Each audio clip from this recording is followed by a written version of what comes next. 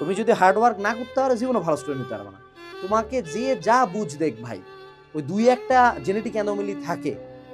Majority যারা ভালো student তারা হইল গিয়া পরিশ্রম করে ভালো স্টুডেন্ট। কেউ ওরকম গিফটেড কিছু নেই, গিফটেড কিছুই নেই। একটা খারাপ স্টুডেন্ট ও চিন্তা করে যে আরে 4 দিন গেছে, একদিন 10 ঘন্টা পড়ছে, আমার তো কাম শেষ। একটা ভালো স্টুডেন্ট কি চিন্তা করে, প্রতিদিন পড়বো 10 ঘন্টা। কেমনে 10 ঘন্টাকে 11 ঘন্টা নিয়ে যাওয়া যায়? ভালো স্টুডেন্টের হার্ড ওয়ার্কের মডেল হলো linear, y = mx + c। m আর c হলো আল্লাহর হাতে, x হলো তোমার হাতে। 4 ঘন্টা পড়বো 40 পাবো, 5 ঘন্টা পড়বো 50 পাবো, 10 ঘন্টা পড়বো বুয়েটে চান্স পাবো। এরকম ওর কাছে চিন্তা হলো যে আমি যত এফোর্ট দিব আমার রেজাল্ট তত ভালো হবে, আমি তত ভালো স্টুডেন্ট হব।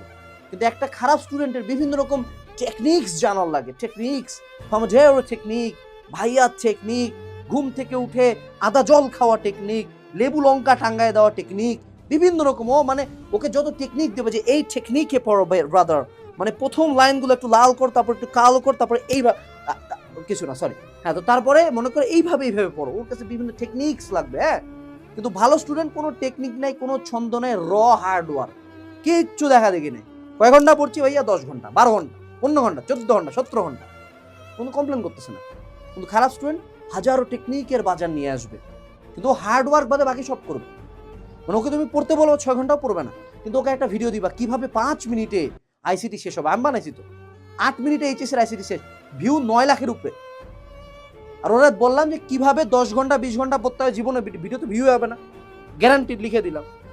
এটাই ঝামেলা, তোমার হার্ড ওয়ার্ক মডেলে ঝামেলা।